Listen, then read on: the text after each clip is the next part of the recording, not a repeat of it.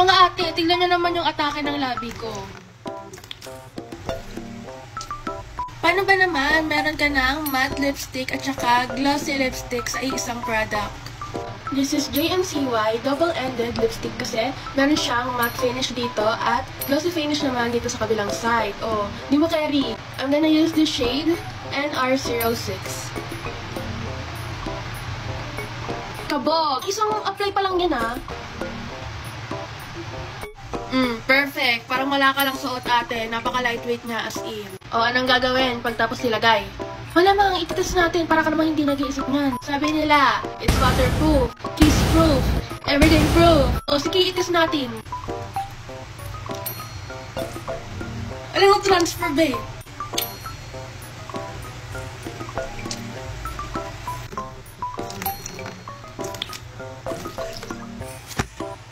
Wala, diba?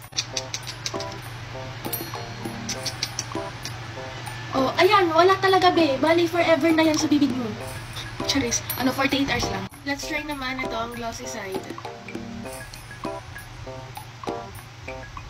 Ito yung with, ito yung without. Tignan naman yung difference.